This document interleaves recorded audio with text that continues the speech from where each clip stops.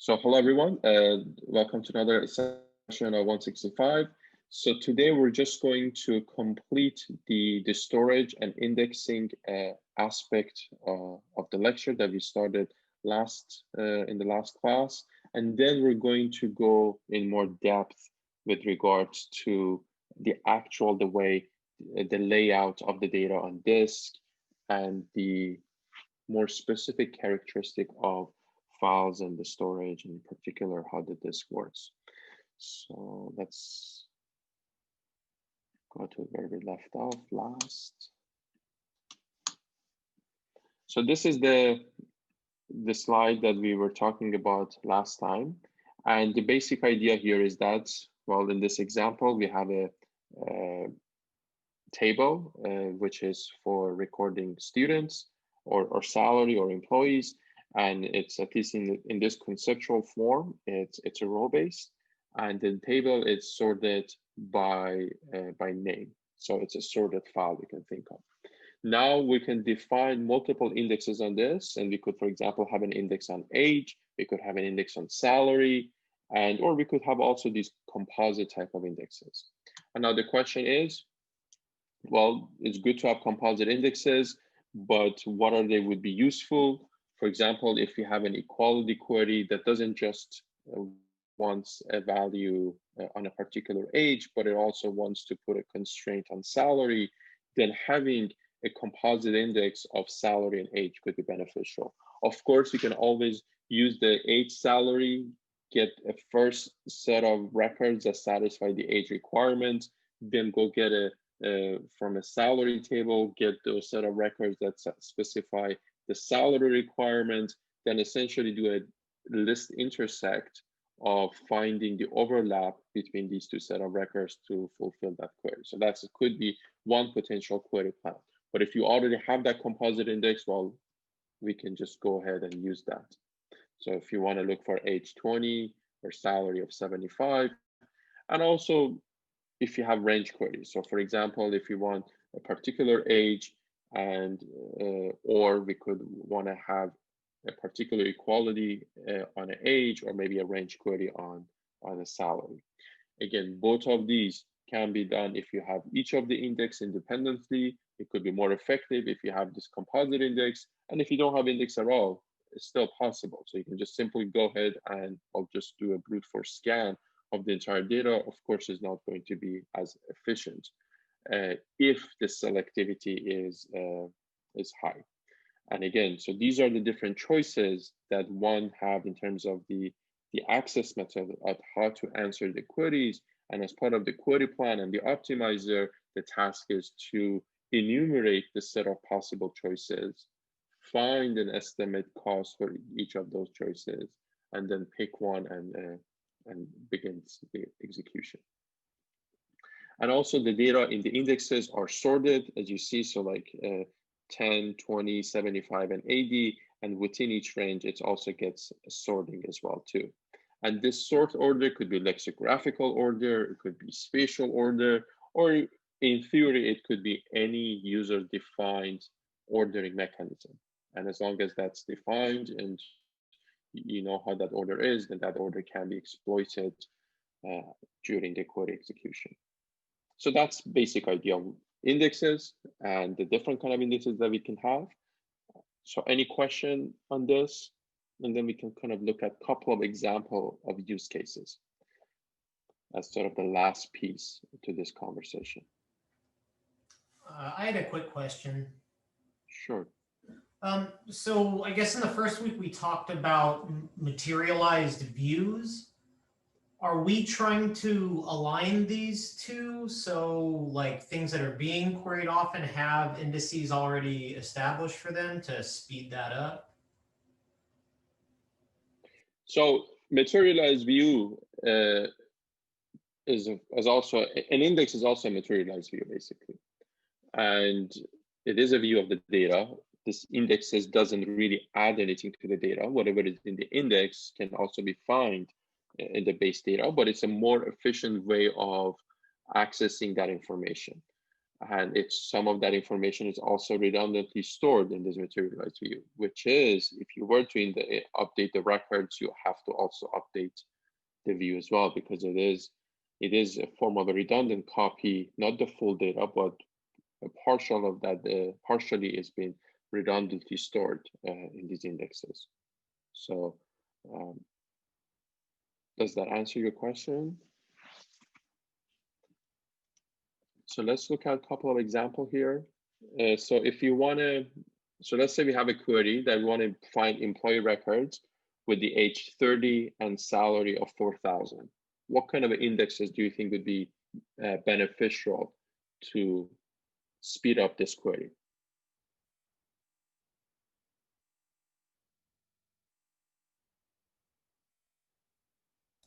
You'd have one over ages and salaries? Yeah, so that could be a potential one choice. And then, as we said, the query evaluation would be, we do first a filtering based on the first index. We get a set of record that satisfy the age 30. Then we go over the second index. We get the set of record that satisfy the 4,000. Then we do a list intersect between these two result sets. And then the common or the overlap or the intersection of the two will be the result of the query. So that's definitely one. But of course, if we also had an index, a composite index, that age followed by salary or vice versa could also be useful here. So that's another one. And it could potentially be, or most likely will be, more efficient than if we just had the two individual indices. But of course, we could just create, I mean, one way of thinking about it, you could just create one set of indexes on each column, assuming every column is important.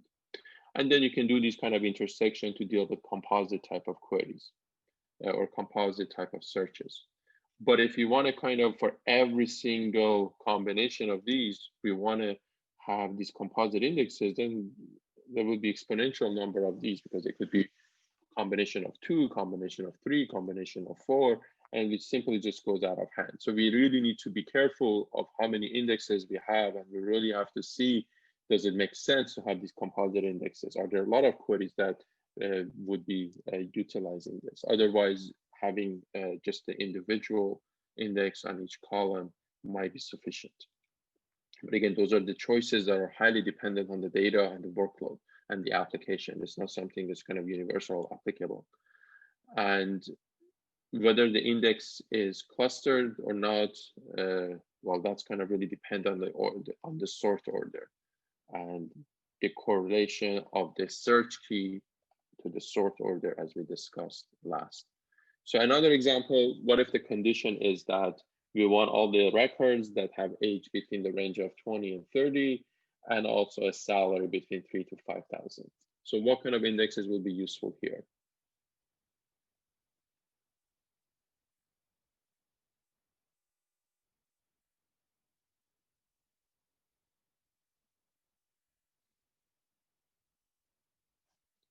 So again, same kind of indexes could be useful here as before. We could have whether age followed by salary or salary by age. But since we're dealing with ranges, then having a tree structure, it's useful or more relevant as opposed to have a hash structure. Of course, we could use R hash or a combination of that idea. And again, for your first assignment, having indexes is optional. So if you do build in indexes, you could get some bonus points. And there were questions, I think on email, someone asked, what if I use R hash? Sure, that would be a great idea. And you will definitely because that's a kind of a novel novel structure. So you will definitely get a bigger bonus if you were to add an index and that index happened to be R hash. I think that could be an additional opportunity for getting even higher grades. But I kind of sort of advise that you first get the base working before you start adding the additional complexity. So it's more important to get the basic working. And then if you have time, I'm sure you will, if you start early, then you could get, then you can be more creative and add all those interesting optimizations and design or optimized design choices that you think would be useful and would be interesting to experiment with. But of course, here there's a question. Which one do you think would be better? Is it better to have age followed by salary as an index, or is it better to have salary followed by age? What would be the better choice here, and why?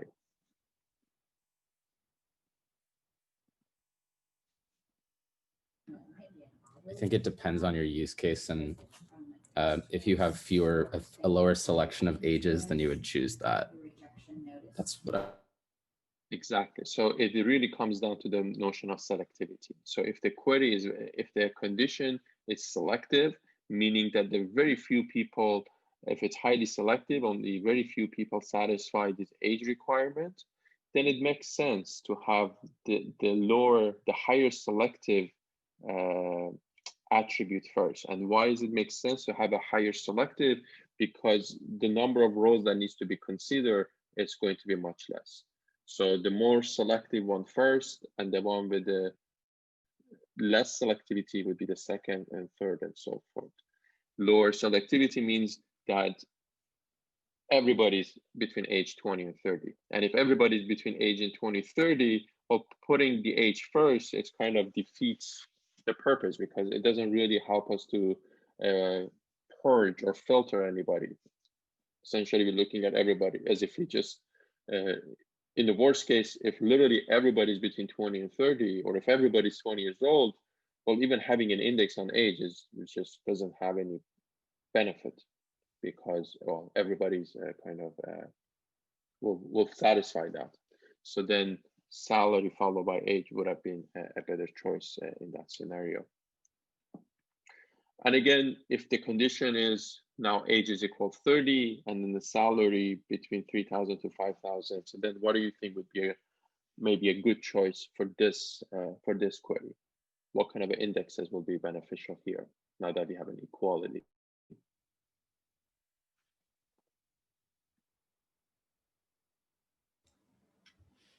Maybe you'd have a hash index on age, and then will it be composite salary also? So then having two index or one index? One index. So a composite index of a hash table, age followed by salary? Yeah, at least that's what I'm thinking. I'm probably wrong.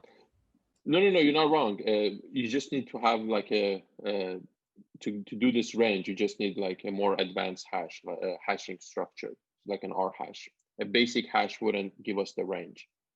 So as long as we have a more advanced hashing structure, then yes, that would be that could be an ideal way of doing it. Of course, goes back to the dependency on the workload too. So if age is a very selective, or if it's not a very selective, then that could have an impact. So for example, if salary is a lot more selective, meaning that there's only one person, let's say between the age of between the salary of 3,000 to 5,000, then might be even better to have a composite index, or not even a composite index, just a simple index on salary will be sufficient. Because if you do the filtering condition, we're going to just get one record returned for that salary, and well, then we can just check the age. So without knowing anything about the data, you would expect, as you said, the age to have higher selectivity since it's inequality. So a composite index of age followed by salary, either a tree structure or a more advanced hash structure will suffice. But maybe if we know something about the workload and we know about the selectivity, then that may affect that choice.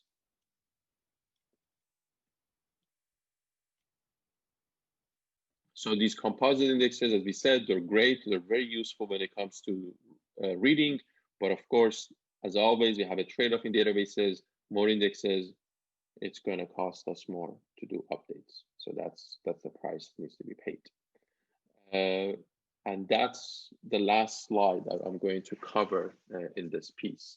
And then before we kind of switch gear to the next chapter, which I think would also be very important for the first two milestones. Any question on this? Professor? Yes. So for the second condition, Could you explain that again? So for this condition, This one. yeah. Is it better to have just like not a composite, but like a single index, or? So as long as the index structure support ranges, then whether it's composite or non-composite, they both work. And most likely a composite index you would expect it would be beneficial. Then the question becomes whether you want an age followed by salary or salary followed by age. And that really depends on the selectivity. Given then if you think that they're kind of the selectivity of the both of them are equally the same, let's make that assumption, then either would be fine. But if we know something about the workload, we know that we're often going to have an equality condition on age, and we're often going to have a range condition for salary, then in that case, there's a better chance that the age condition are often more selective than the salary condition. Therefore, it may make more sense to have a composite index of age followed by salary, because we get more filtering on age. And by the time we need to look at the records that satisfy that age condition, there are very few that we have to sift through. Oh, okay. Thank you. You're welcome. Any other question? Yeah, these are really important questions because this is really now we are really talking about query optimization, query plan evaluations, and enumeration. So this is at the core of query processing. And indexes are pretty much one of the most important aspects of doing that effectively. So here, what we are going to, in this chapter or in this lecture, what we're going to really focus on is that how is the data actually going to be stored on disk? And the technique or the structure that we use to store the data on disk could be also identical to the way you store the data on memory. And might also be even beneficial to do so, especially because we will have the data moved from disk to main memory. So if they do follow the same format, it makes that movement of the data back and forth simpler. So that's again becomes a really important, it becomes the basis of how do we store the data. It's also going to become the basis of for your first two milestones. So that's kind of the foundation of a database, because that's how the data is stored. Storing the data is number one most important element, one may say. Okay, so then we have disks, we have files, and we also know that we want to be able to use disk. And the reason we want to use hard disk is because they are non-volatile, meaning if you store information on it, and if something, you shut down your computer or something crashes, they will persist. Versus in main memory, if you lose power, you lose information. Of course, you could have multiple copies, you could have multiple machines, they're all keeping the data in their main memory, and if one of them fails, you still have a couple more machines running. But in general, you wanted to have some form of a persistence, and this also would be a simpler design as opposed to managing many different replicas of main memory. And so since this becomes an integral part of any design or any database system, it has an implication. The characteristic of the disk will really dictate how we are going to design our data structures and how we're going to design our database. And there's also another important element is that the way that the processor works is that we read the data from a disk to main memory, and when it comes to the time of writing, we need to write to main memory, and from main memory we go to disk. And that's the sort of the path that we follow. And we can think of it as storage hierarchy. In the storage hierarchy, we could have tape, we could have disk, we could have SSDs, then we could have our main memory. And then finally, the final memory is actually in the processor, so the cache in the processor. So that's another form of the memory.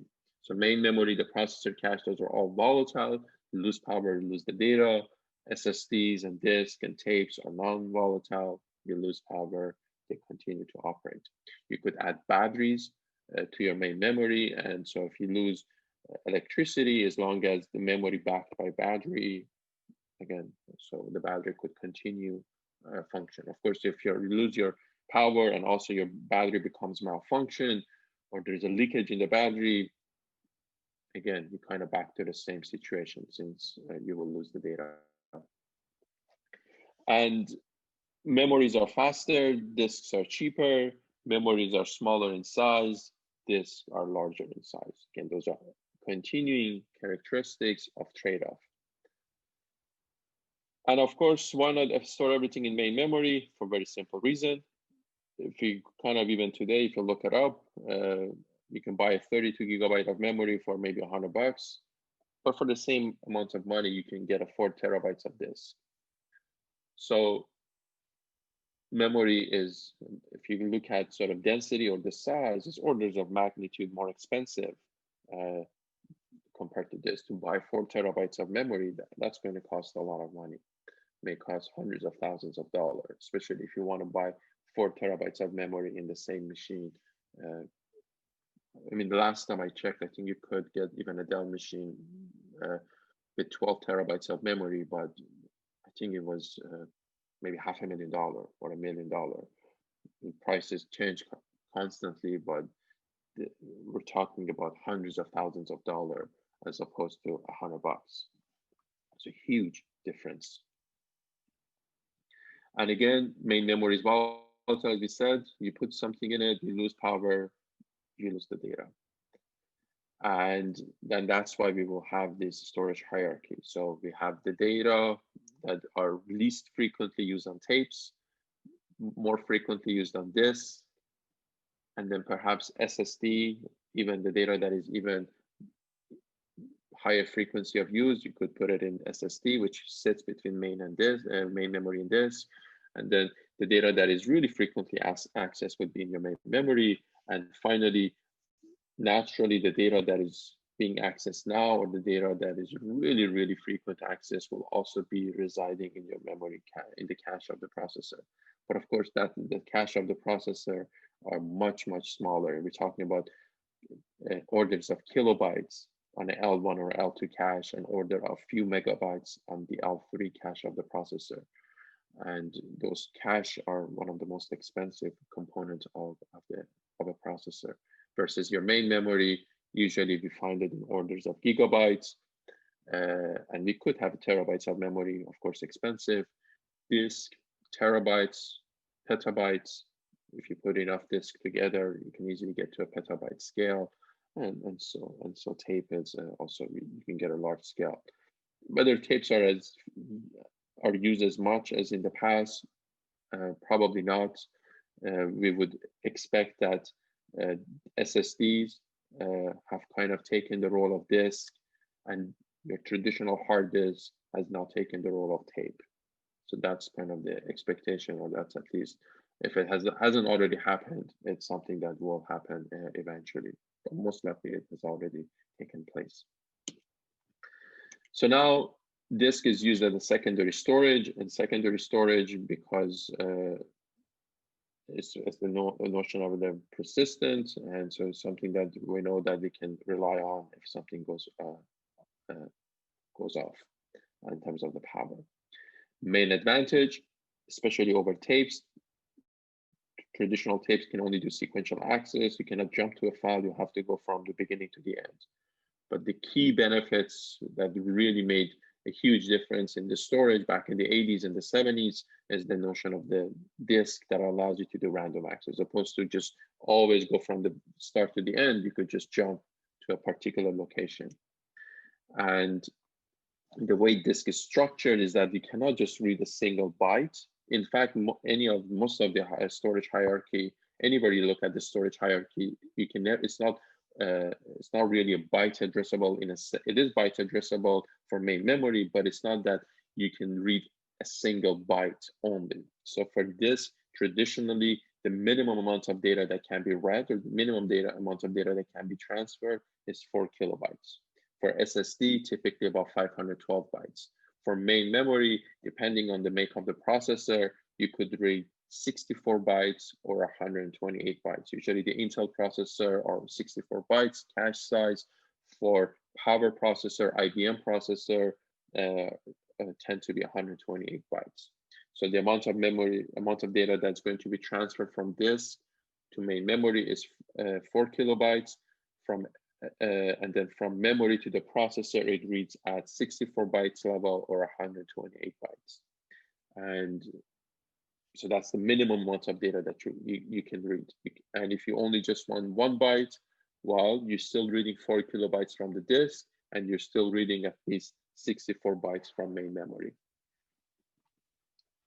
And then the disk is stored in blocks and pages, and both disk and main memory does provide that random accesses.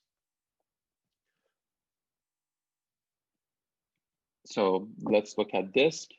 It is a mechanical device. SSD is not a mechanical device, so there's no movement that is happening in terms of the read and write. So that's why it's faster, and that's why it has a different property. So the way the disk works, very basic idea, you have these sort of cylinder, or you have these plates, and these plates are continuously rotating, and you have multiple of these plates kind of stacked. And then you have your disk head, and your cylinder is, you see, is in circles, is in tracks. So, and if you want to read this arm will go on a particular track. It goes back and forth. The arm movement is just going in one direction, a horizontal direction. It can just go from first track to the second track and all the way down to the innermost track. And the block is in a particular track. This arm needs to move to that track. And also, it's possible that the track that you want to read, or the segment that you want to read, is on the other side, because this disk is kind of, this part of the disk, the arm is stationary. It's not moving. The only thing that can move is this the arm going forward and backward. So to get the right segment, you have to wait for this cylinder to rotate. And these cylinders are continuously rotating. So to read the data, you need to get a rotational delay till this piece that you want to read come under the head. And then the disk arm needs to also move to go to the right track on that segment. So there is a rotational delay, and then there is also a seek delay. So those are the two main costs that needs to be paid. So there is a seek time, moving the arm position to the track that you're interested, the inner track or the outer track, the rotational delay, waiting for the cylinder to be rotated to the right position, to come under the right position under the arm, and then there's a transfer time, the minimum amount of time that it takes to read, let's say, 4 kilobytes of data. So seek time, it varies between 10 to 20 milliseconds. So kind of the movement on that arm, the rotational delay, kind of waiting for that to rotate. It depends the RPM, how many rotation per second the cylinder can do. 7,200 RPM, 72,000 rotation, or 7,200, 7,200 rotation, or some of the disks are about 14,000 rotational speed. So 14,000 rotation per second, and that determines the rotational delay. And then the transfer of the data, you can read 4 kilobyte page in 1 millisecond. So we are now talking about order of the millisecond in disk, and in our SSD, we could talk about order of microsecond, and in our memory, we could talk about order of nanosecond. So we're talking about orders and orders of magnitude when we going up this storage hierarchy. And with tape, we're talking about seconds or minutes, and it depends on the size of the disk, on the tape. It's kind of really obsolete, I think, at this point. And then, so the idea is to improve, and again, so this is why random access is very expensive, because for every random access you have to wait for the rotational delay, and you also have to wait for the seek time to have to go to the right track. So that's why if you can do sequential accesses, then you don't have to, once you are on the right track, you simply, the arm doesn't move and you just can read the data as fast as the disk can rotate. So as fast as the disk can rotate, you simply continuously reading all the data. So there's no longer required for you to wait to get to the right part of the disk, because the data sequentially laid out on the track. And so when you arrange, so I mean, actually maybe make a pause here. Any question on this structure itself?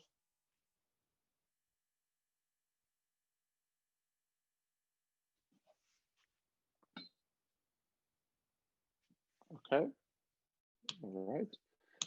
So now to make things sequential, so obviously we have this notion of blocks or notion of pages. We want to put our blocks on the same track, and then we want to stay with the same track and then being in the same cylinder, and then going next to the adjacent cylinder, for example.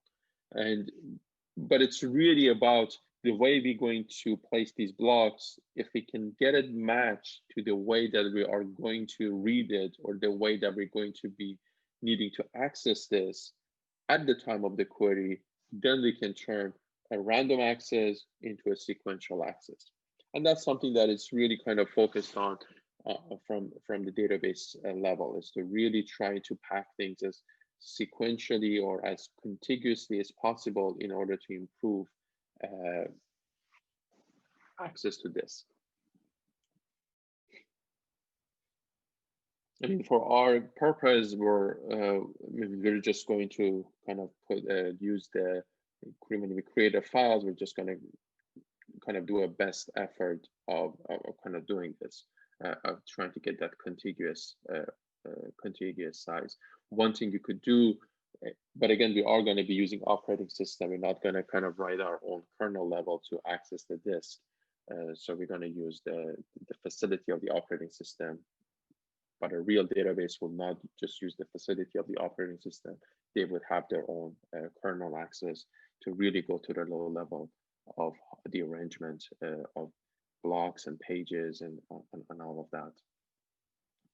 So again, blocks in files should be arranged sequentially, and this will help us obviously to minimize our seek and rotational time.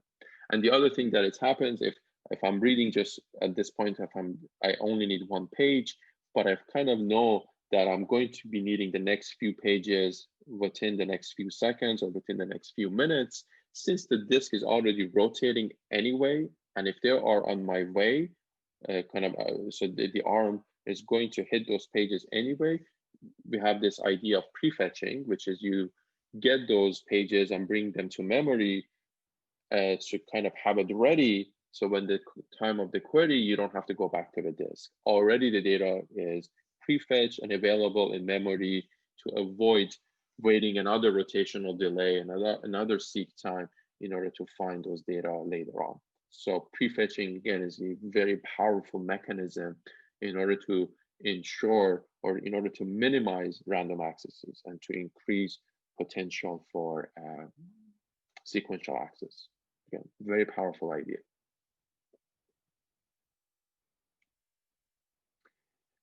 The other kind of sort of a high level in terms of disk, we could also have an array of disks. Doesn't mean that our database has to have a single disk. And why would it be important?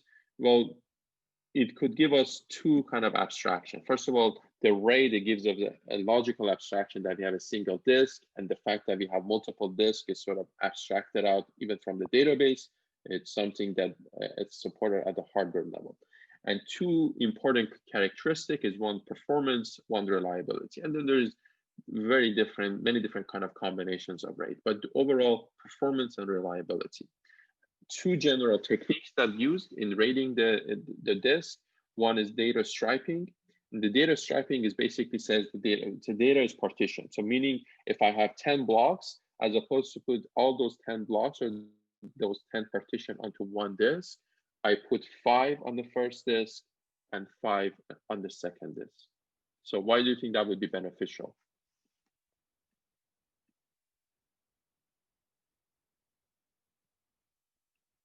You can Why would write it be beneficial? parallelly. You can write Yes, two disks at the absolutely. same time.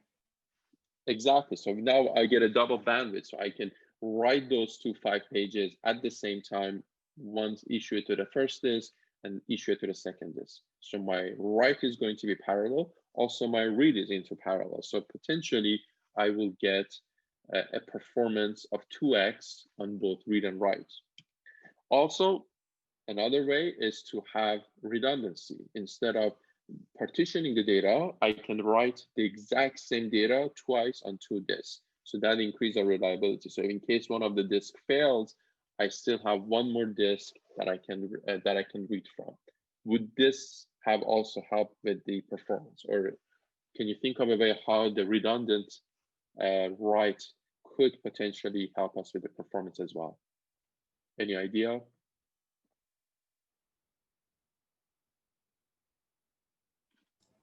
You wouldn't need to restart your database? Yes, absolutely. So I could help with the recovery. So I don't have to, the data is not necessarily need to crash. It's sort of at the hardware level, and eventually I can just maybe, there are hot standby. Maybe I can change the disk in the RAID without affecting the data, potentially. It becomes complicated, but there are potential. But at the very least, you don't have to stop the operation because it's still, data is still accessible. So that's redundancy, and it improves the recovery. Any other performance improvement that we could think of with this redundant structure?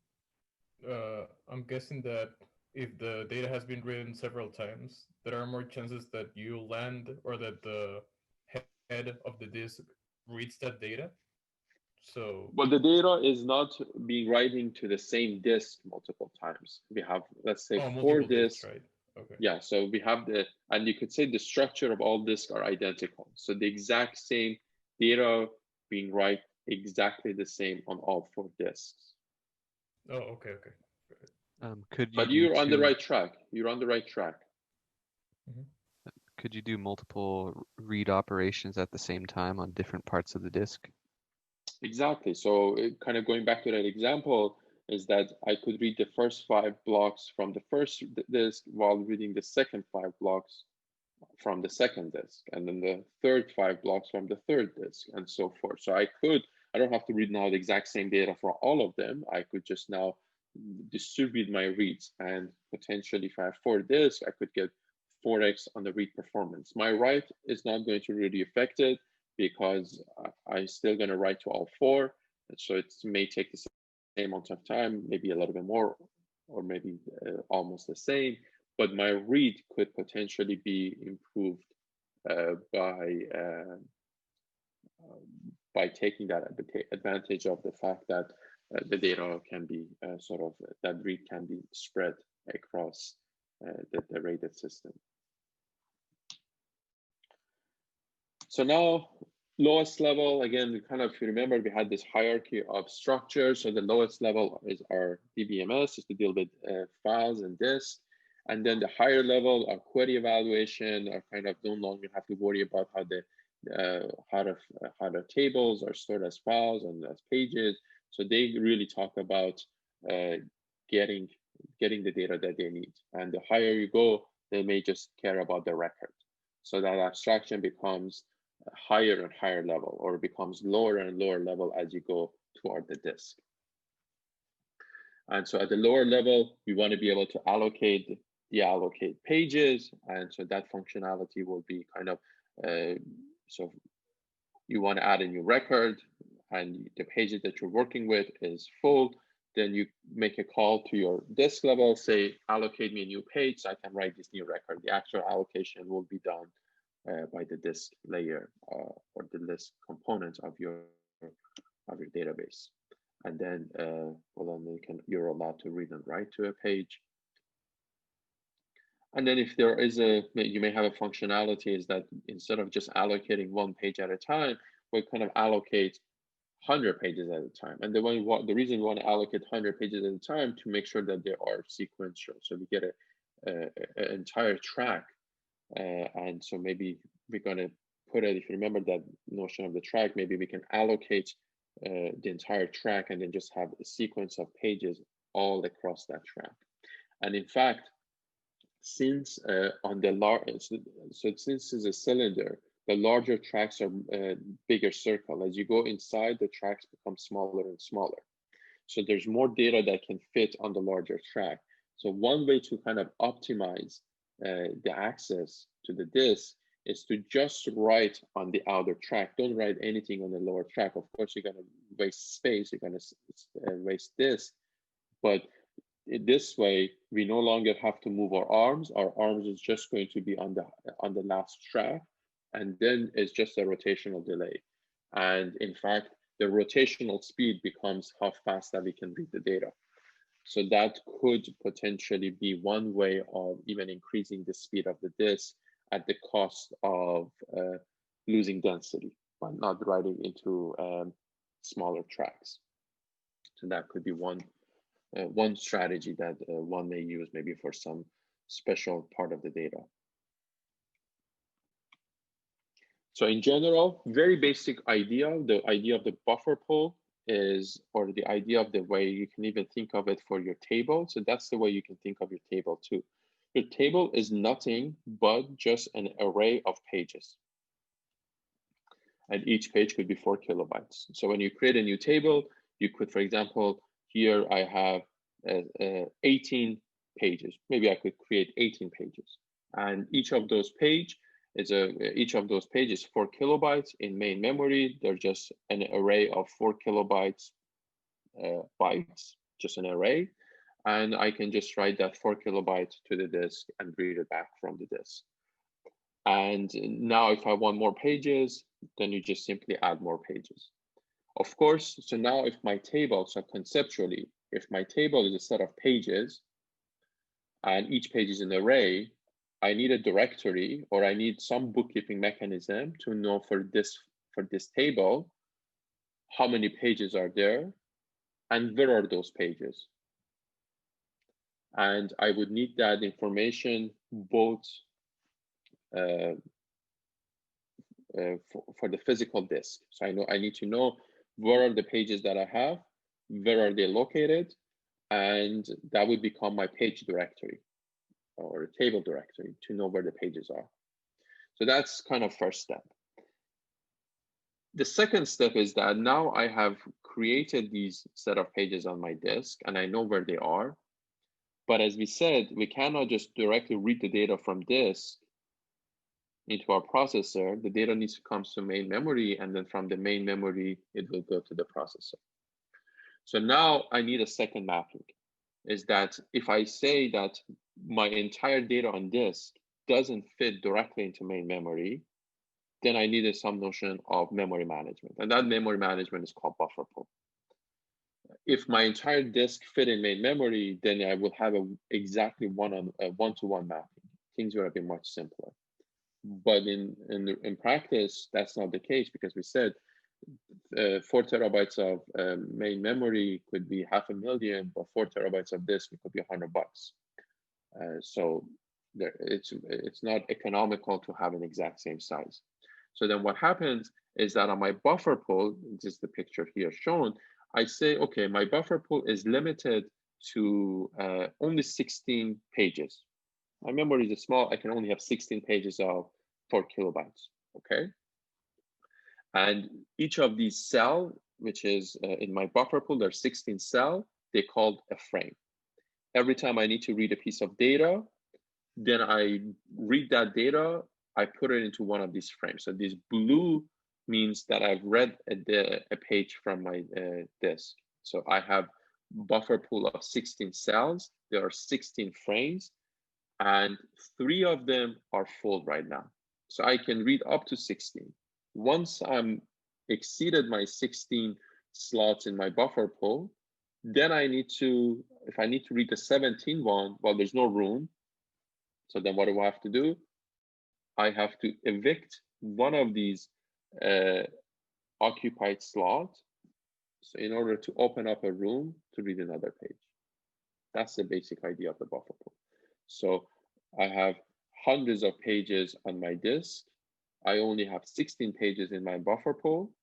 I can bring 16 pages of the disk at a time. And if I need to now, if I have 16 pages, now I want to read to the 17, the only way I can do that is to be able to evict one of the existing pages from the buffer pool to open up space so that allows me to read another page. And this buffer pool, you know how we set the disk? So when I have my table on disk, my table consists of a set of pages.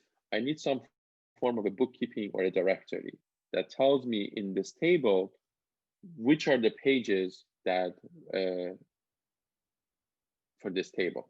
I need some kind of a bookkeeping data structure. Somewhere I need to bookkeeping that. Same thing for the buffer pool. I need to know for the buffer pool, for each frame, for each of these cells, if they're not empty, then what page are residing in there. So I need the page ID. So later I know when I'm looking at my buffer pool, I know what page is in it. And later on, because at the level of, when we talked about it, if you remember, we're gonna talk about the level more now, every record is identified by a record, by a RID. And a RID is a page number and a slot within a page. So if I'm reading a record, if I need to read a record, I know what page it is. Then if I know what page it is, I can ask my buffer pool, do you have this page ID? And if the buffer pool says yes, then it gives me the frame ID for that page and I can go ahead and read it. But if I want to read a page ID that the buffer pool doesn't have it, then the buffer pool needs to go fetch that, put it into one of its free frame, and then return the free frame and return the frame in memory that contains that page. Now, if the buffer pool is full, it needs to evict one of these existing frame back to disk in order to open up a room to read another page ID that was requested from. And that's the basic idea of a buffer pool and how the data of a table are being transferred. For milestone 1, we're not going to have a notion of a disk. We don't really need to have a notion of the buffer pool either. All you need to kind of maintain is that you have your table is 16 pages or 100 pages, and well, all of them is in main memory. You don't need to worry about this transfer, but this is something that you need to do for the second milestone. You can start thinking about it right now. You can design it in such a way that might be much simpler later on when you come to this. Or you could just do it strictly main memory, and for milestone 2, you probably have to do some rewrite. And well, either way is fine. So the basic idea, does that make sense? Any question on that?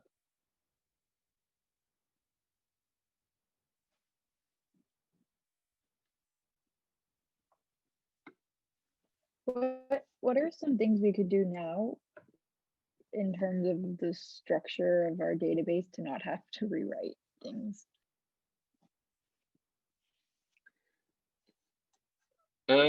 So again, as long as you kind of, your main memory is somewhat is, you can think of it as an array of pages.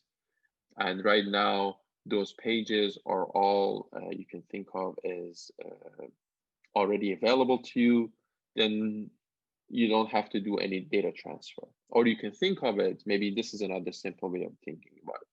You have a buffer pool, but your buffer pool is identical to the size of your data on disk. So there's no eviction policy. And so everything is everything on file identically is also in your buffer pool.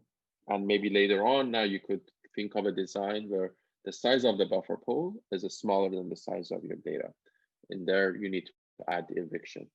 So you really need to kind of sit down how you want to design this. And these are the concepts, and then plan it. So once so it's all about design. And this course is that you kind of sit together as a group and to really talk about the different design choices. And I think that's the key part of this. And so you could look at this design, think about this. Don't get too overwhelmed with it because we're going to spend several weeks doing this in the second milestone. But just at least have it in the back of your mind. Think about it. If you do this, what are the X, Y, Z, and that you need to do to later to transition it to support this? it would be too much, I think, if you try to do everything from the scratch with the buffer pool support right now. And it's okay to rewrite it. And most likely the design that you come up with, and this has kind of been the key learning experience across the board in this course in almost every single group, is that as you do every milestone, you realize, oh, well, by the time you get to the second milestone and you've already done things once, then you see, wow, I could have done this better. And oftentimes, many groups in the second milestone, they do a good amount of rewrite.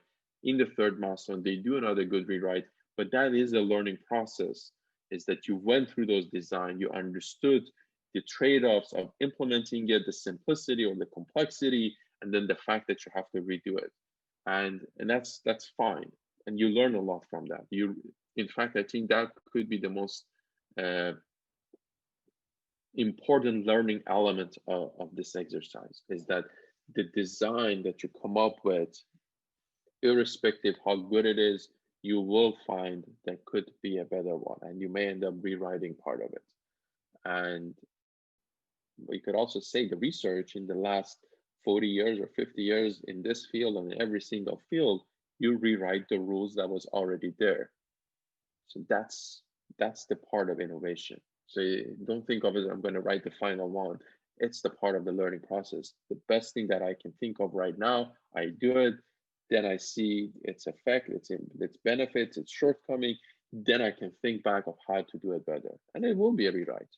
And that's how you rewrite the history in terms of scientific discoveries and development. They're all going to rewrite what was already there. And that's you're going to experience it here. And I think that's totally fine. So I wouldn't be something that I would be worried about. It's a good learning experience.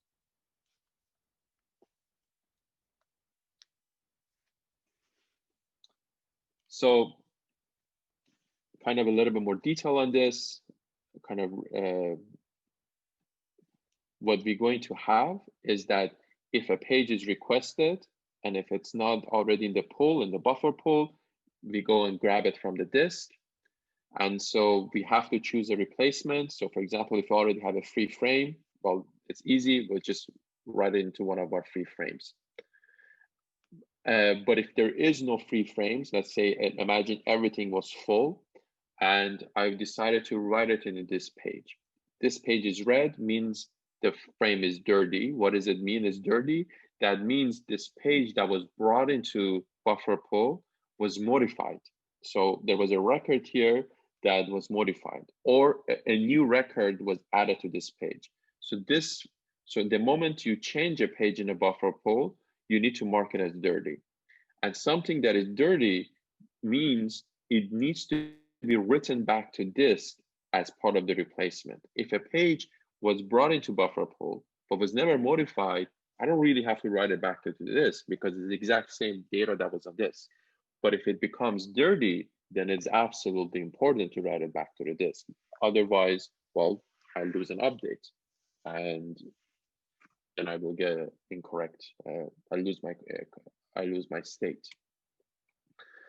So read the page. So then once you read the page, you put it into the frame. The other thing that we also do is that when you bring a page to a buffer pool, and if there is a transaction, there is a thread in your database. Right now is a single threaded, and you're doing single transaction at a time, or we don't really have a notion of transaction. We're single doing read and write. But every time we do a write, every time a page is accessed, what happens is that we increase a pin count. So for every page, we keep track of how many interested ongoing transaction or ongoing read or write requests on that page. So if there are 5 users that are accessing this page is pinned, and it has a pin count of 5. And why is this important? Because we want to make sure that a page that is being accessed by multiple users, in the middle of the read, we don't evict the page, and well, the readers still think this is looking at the same page because they're not going to ask the buffer pool. They've already asked the buffer pool. Buffer pool told them the page that you're looking for is in this frame, and they're working with that. And so they pin the page. So as long as a page is pinned, it cannot be replaced. But if a page is accessed, what happens is that So that page is essentially gets locked. So every reader, every requester will pin the page, and once the requester is done, it unpins the page. And if the pin count is 0, then that page becomes a candidate for replacement. And if the page that is candidate for replacement is dirty, then first it must be written to disk before getting evicted. So again, a requester of the page must unpin the page once they're done with it. So they first pin it, and once they're done with it, they unpin it. And they also set the dirty bit. So if once the requester first pins the page, if it modifies it, then it sets it to dirty as well too. And it remains in there as long as the pin is there. And many requesters can access the same page. Once it's pinned, they could just read it over and over again, the same requester. And every new requester that comes, they need to add the pin count to, again, make sure, as we said, that we know we have a count of how many outstanding requesters are there. So we don't all of a sudden caught them by surprise. They think they were reading the page and all of a sudden we take it away. So once the pin count is 0, that becomes a candidate for replacement. And then if it's dirty, again, we write it back to disk. And this is an important part of the recovery protocol.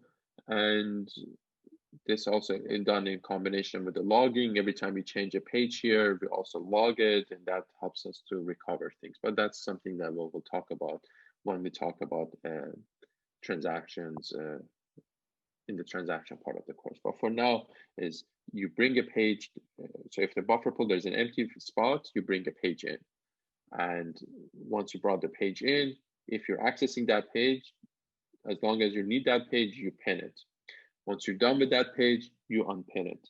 If you modify the page, you set the dirty bit. And now when you need to evict the page, you have to make sure that there is the pin count of it 0, means no one is currently reading it. And if the dirty bit of the page is set, meaning the page has been modified since it's brought to main memory, then you first write it back, then you remove it from the buffer pool. So those are the basic steps. Any question?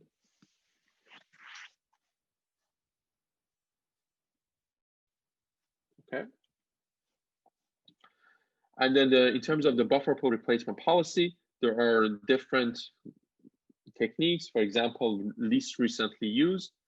So you evict a page that has a pin count of 0 and hasn't been used for the longest time. So the last time this page was used was half an hour ago, or was 24 hours ago, or was 5 days ago. So you take the page that was least recently used. You can also think of, you take a page that was most recently used. And so that means I am just going to evict the page that I just read. Why use one over the other? Well, if your workload is such that once you read something, you're not going to read it again for an extended period of the time, then it makes sense to use most recently used. But if your workload is such a way is that you have a set of pages that you use it continuously for a while, and then after sometimes you no longer need them, then the least recently used would be a more effective way of having a replacement policy. And that replacement policy, it is crucial because remember, every time you need to take it, if you evict a page incorrectly, then you need to go back to the disk and it's going to take orders of milliseconds as opposed to dealing with nanoseconds when you're in main memory. So you could have 1,000,000 times slowdown in your performance by evicting a wrong page. So 1,000 times or 1,000,000 times slower. We're talking about huge margins of performance. And also, if you have a page in the buffer pool that is not used and just keeping it around for no reason, well, that means that this is going to cause you to swap out other pages that are more important. So again, you're wasting memory space. So again, buffer pool, it is crucial. It's really makes a huge difference in the overall design. And it's really dependent on the access pattern. So and there's a lot of work that has been done in the buffer pool. For example, some of the work that I personally did while I was at IBM research on this particular topic was that what if part of my buffer pool wasn't just on main memory, but was also on SSDs? And so that means the buffer pool itself had persistent level. So something that was written to the buffer pool and perhaps didn't have to be written back to the disk.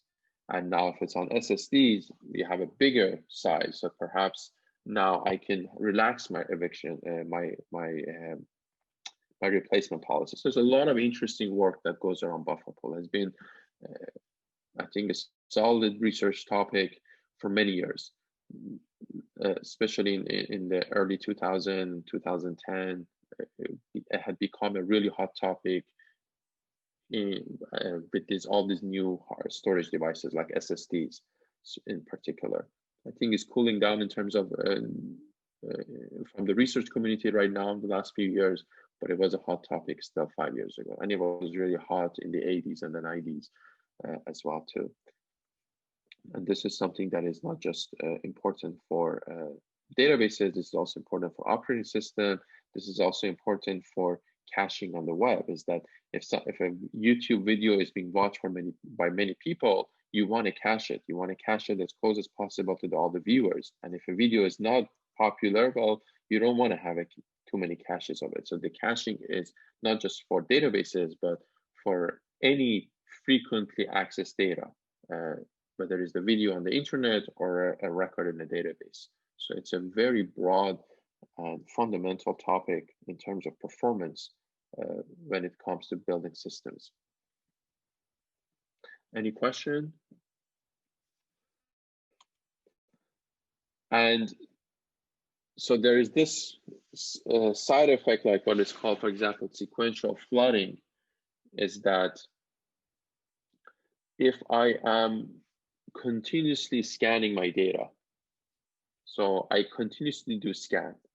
So what happens is that as I start from the first page of the file, I read the first page, second page, third page, fourth page, fifth page, and I get to the 100th page. And assume that my buffer pool size is also 100. Now, if I need to read the file, I go back to the first page, second page, third page, and so forth. So I need to repeat this process. So now assume my buffer pool is 99 pages, and the number of pages on my disk is 100.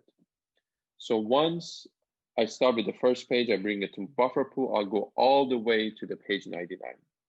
And at page 99, my buffer pool is filled with 99 pages. Now I want to read the 100th page. So then what happens? Well, there's no room, it's least recently used. The last page that I used was page 1. So what do? I evict the first page and I put the page 100 in there. Now I need to read the first page. Well, the first page is no longer there. The last page in the oldest page in the buffer pool is page 2. So then I evict page 2, put page 1 in it. Now I wanted to read the second page, and they get this domino effect. So with this least recently used, if I'm doing a sequential scan, then I would end up to be in situation just before I knew the page, I evicted. So that means every single page that I need to access, it triggers an eviction policy and a read from a disk. And well, it simply will bring the system to a halt.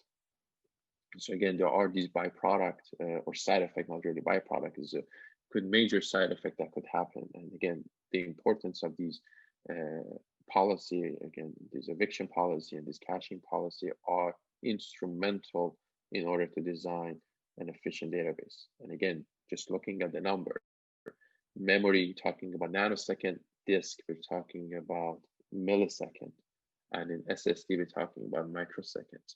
There's 1,000 difference between each of those. That means 1,000 times things could be faster, or 1,000,000 times things could be faster. Huge difference. So a choice has a multiplier factor of 1,000 easily. So any question on this?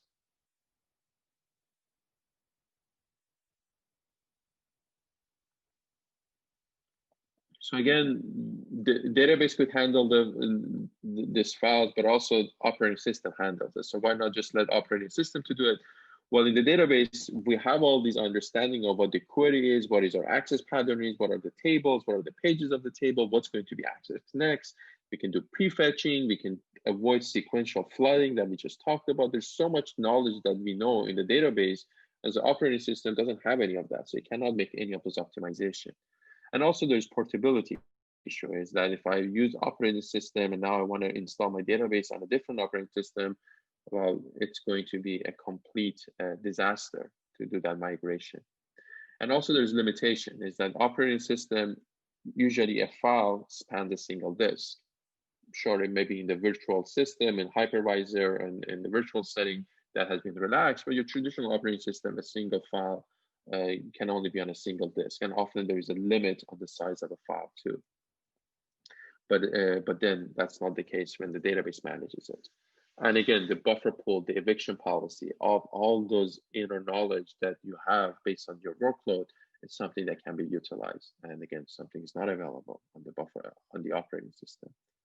Even more importantly, the idea of that what is brought into memory has been pinned and is marked as dirty, and I know when I can remove it from the buffer pool, or when is it safe to write it back to the disk, or when is it safe to drop it. All of those knowledge is something that we can instrument and hand code and handcraft when it's in the database. If it's in if it's on the operating system, we don't know. We may not have, things may not happen in the right order, and if the crash happens, then we have a problem.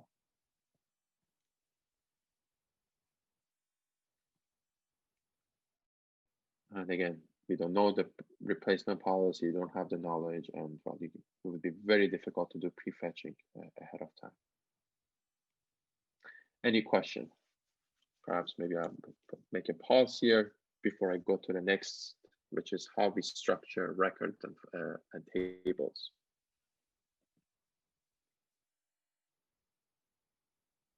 Yeah, this is probably one of the most important lecture of this quarter, because it's really laying the foundation of how we're going to structure things in the database. Okay, so basic. So how does the record look like? You could have a fixed size record. I have a record of 4 fields. I know the exact size of each field, and I have a fixed size record. So I have a 100-byte record, and I know each field is 25 bytes. Very easy. So if I know where that initial offset of that record is, I know exactly when that record ends, that particular record that I'm looking at, and I can know exactly what each field is, because I know the first field is 25 bytes, the second field also maybe 25 or 30 bytes, but this is something that I know. And this is something that actually will be in this schema. The schema will tell you whether the record is of a fixed size. And so that's information that is stored in the system, in the schema of the system, and also in the system catalog. System catalog is basically a directory, a bookkeeping mechanism that stores the schema information. But that's one very simple way of storing fixed size record. And I may just make all my record fixed size, because that will simplify the storage of it. But of course, if I have a character, if I have a field here that is just like a string, and it's a comment section.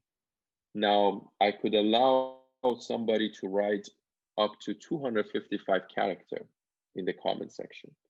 But maybe on average, people only write 2 or 3 characters. So then I'm pre-allocating 255 characters for every single record, and essentially would be enormous amount of wastage, not only on the disk, but remember, all of the stuff needs to come to the memory. So by this fixed size, I will lose a lot of storage both on disk and on my memory. So although it's simple, and for this assignment, for all our milestone, we're going to use fixed length. So for the purpose of this course, this is sufficient. But in general, that would not be the most efficient way. Of course, there's other ways of doing it. A variable length method is that I know the starting point of my record, and I know right there, this particular record, how many field it has. It has 4 fields, and I start reading byte at a time till I hit a delimited. So a special symbol that tells me this was the end of the first field. Then from there on, I start reading until I hit the next special symbol, and that tells me that's your second attribute. And since I know each record has 4 attributes, once I hit the fourth symbol, I know I've fully read my record, and from there on, probably the next record will start. So that's one alternative of storing a variable size record. The other alternative is that instead of having these special symbols, I could have sort of a directory here, slot directory, and this one says the starting offset of the first field, saying the first field starts at the offset of 10 bytes. The second field starts at the offset of 15 bytes. The third field starts at the offset of 23 bytes, and then and so forth. And then the last one tells you when is the last offset kind of ends, the last field ends. So again, that's another way of, at the low level, you're talking about low level here, low level of how a record is structured on a page. So the lowest common thing, the lowest possible abstraction that we have is record. So we talk about fixed record, and this is our variable record. So this is how a record we store. For this assignment, we can just focus on a fixed length record. That will simplify it. Of course, for us, we're not even going to exactly use this because we have a column stored. So that means each page is only deal with one column. And so ours is, in a sense, it's maybe simpler and maybe a little bit more complicated in a sense as well too. But we just, so it's already kind of handles that. So we don't have to worry about kind of jumping within the same record because different fields or different attributes are already in the different pages. So that information comes from the page directory as opposed to by jumping within a record itself. So that's the alternative for variable length and fixed length. And now, so we talked about how a record is stored itself. We could have multiple fields. For row store, for column store is just going to be a single field because we're only going to keep one column for each page. So it's kind of a simplification to that. And so the last thing we're going to talk about today is the page format. So taking a 64 or taking a 4 kilobyte page, or 64 kilobyte, doesn't matter, a 4 kilobyte page, then we can divide our page into a set of equal size slots. If you have a variable, if you have a fixed length record. And then the first slot is 100 bytes, first record, second slot, 100 bytes, the second record, and all the way to the end slot, which is also 100 bytes. And so that's a simple way of storing your records into the page. Now, if you have a columnar, exact same structures still apply. Each slot will be just big enough to keep one column. And so the first slot, each field is 10 bytes, then the first slide would be 10 bytes, the second slide would be 10 bytes, third slide would be 10 bytes, and so forth. And we will have one of these structure, one of these pages for every column. So pretty kind of can be nicely generalized.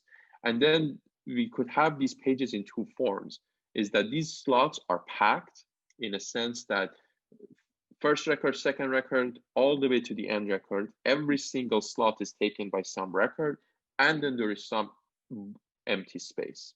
And then we could have some directory or some bookkeeping information within a page that says, okay, how many records are on this page? Well, we have n records. So now this is nicely packed. If I want the 10th record, I could just, so again, going back to record ID is the most important abstraction in our design, in any database design. Page ID, slot ID. Even the record ID, I can find the page ID, and within the page ID, if I know the slot number, I could directly jump to it. So if I have this packed format, and I know this on the 10th page and on the 5th slot, I could go to the 10th page and I could just jump to the 5th slot. Everything's great. But this assumes, now what happens if I remove something? then I'm going to get hold in my page. And then eventually I may have to reshuffle things on a page. And it may even invalidate some of the slot ID of existing grid. So things becomes really complicated. To alleviate that, not fully, but partially, at least in terms of deallocation, I could just divide up my space into a set of slots and have like a bitmap or a directory on the bottom that just tells me if a particular slot, if it's set to 1, that means it's taken. If it's set to 0, that means it's available. So when I look for free space, when I want to insert something, I don't necessarily have to go to the end. I can go to any empty slot. So that also means if I remove something, I just set the bit to 0, mark it as available. So a new record that comes, they can just go directly to that spot. This does not solve the problem that I said. If you were to reshuffle things around, still doesn't solve it, because we were kind of having a fixed slot ID. And the slot ID is physically incorporated in the record ID. So if I were to move the record around, then I'm essentially invalidating that record ID. But this design at least allows me to deal with deletion. So something that is deleted, I mark it as deleted, and then later on can be reclaimed. So at least it addresses that problem. Okay, so one more slide, I'll go over it as well. So that's, I think, it could be our stopping point.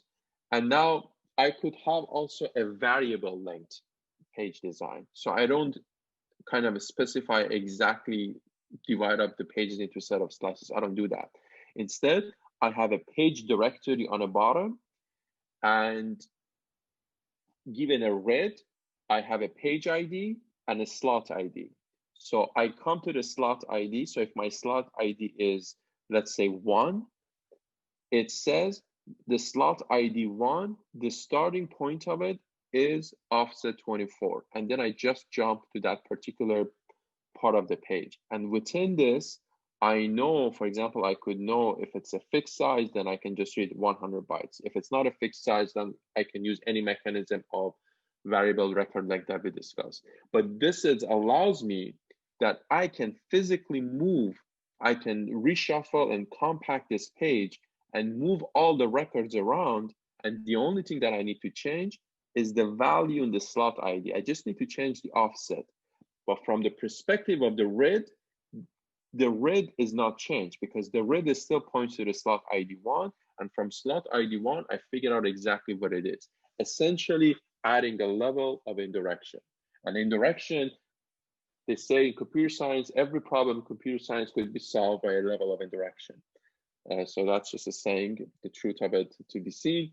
But the entire alt-store design, it's the employing novel way, the idea of indirection from every single level, from the structure of the data to the way indexes are handled, and later on even with the concurrency. So indirection plays the most important role in the whole design of alt-store, and it manifests itself in many different ways. But this is the first usage of also indirection, is that by having that indirection, I'm kind of abstracting out the slot ID from the record ID. So then it gives me the freedom to move around, to do compaction, to reclaim space within a page without invalidating my red. So that's a more general, and this is actually a very standard way of implementing pages even in the DB2, Oracle, and sort of in the advanced relational system. Sure, they have more fields and more bells and whistles, but this is a standard design. And it can be used both for columnar or row store. I mean, all of this design is applicable both for column and row store. It doesn't really make a difference. Whether it's column or row, it just changes the size of these and how do you interpret the data in the blue section. Any question? Can you explain more how this works with the column base? Because in the column base, each column is in different pages, right? How do we set up a RID for this? So In the column store, instead of having a single page for the entire record, if you have 4 columns, you will have 4 of these identical structure, 1 for every column. And after that, everything will be the same. So for column 1, you would have this structure. You would get your read, you will know which slot it is, and from that slot potential, you come to where the actual value for that field is. To go for the second column, you would have an identical structure for the second column, identical structure for the third column. And technically speaking, you could design your grid in such a way is that because the grid, technically speaking, in the column store becomes a logical thing. Because in the row store, there's a page ID and slot ID. But in a column store, you may have a different page ID and slot ID for every single column. So it's no longer going to be a single page ID, slot ID in the general case. That's the way it would be in the general case. For the purpose of this assignment, we can make that simplification, saying that we have a fixed record size, and every field in our record also has an identical size. So my read can still be page ID and slot ID, but I will have a directory for first column, second column, and third column, but it would be exact same thing. So a particular record will be, if I'm looking for the, so if my read is page 5, slot 3, in the first column will be on the page 5, slot 3. In the second column also will be on the page 5, slot 3, and that will apply to every single column. So we can make that simplification for our assignment. But in general, not every column will have the same size, and every column will be compressed differently. So we actually will end up having different sizes after the compression. Again, we're not going to be doing compression for this assignment because it will really make things complicated. And we'll continue the remaining of the slides for next class. So if you have any question, I will be around. And otherwise, everybody have a wonderful day and a wonderful weekend.